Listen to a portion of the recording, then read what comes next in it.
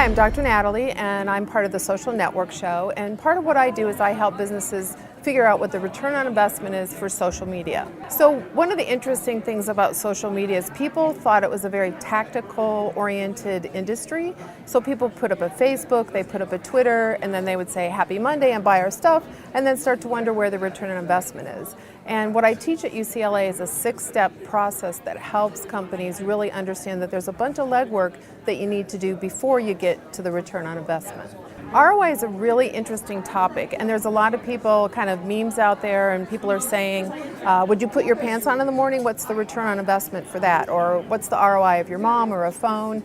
And so I think part of that comes from two parts. One is they don't know how to calculate it, and the other part is really that they see social media as such a vital thing in your business. It's so obvious, just like putting on your pants in the morning, that you really don't have to calculate the ROI. So I think return on investment really, it falls into two buckets. It falls into increasing your revenue and decreasing your costs. So for instance, let's say that I was actually listening to the crowd and I really understood what people liked about our products and what they didn't like about the products, and I could then create a product that people were asking for.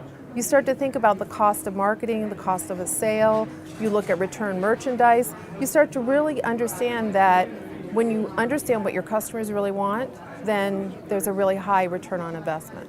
So in the very beginning of social media, it was really about trying to find your audience, and there were very few metrics or KPIs that were even there to measure. So one of the first things was how many likes do you have, for instance, on Facebook. And there are some very loose correlations that say if you have a certain number of likes, a certain percentage of those customers will end up buying your stuff, but it's pretty loose. And so what we're really looking for is much more concrete measures to be able to start to really quantify. And one of the most important things is to look at creating a community. So you have people talking about your product, you're understanding what they like, what they don't like, and you can also monitor that community for buying signals. And imagine if I was, in the community and I said, oh, my printer just broke, and then a coupon popped up for a discount on a printer. So we really want to start to think about how do you integrate yourself in the life of your customers rather than just randomly placing an ad because there's some loose correlation between the customer and something that they may have tweeted about. I think the thing in 2013 is to really help people understand the strategy and the tactics.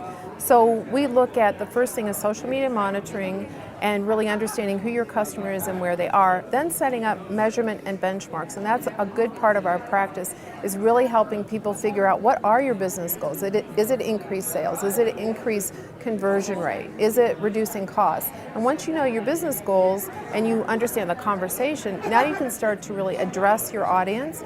You can create content that's really relevant to them, and now you're really ready to go out on Twitter and Facebook and do the interaction. The other part is the politics.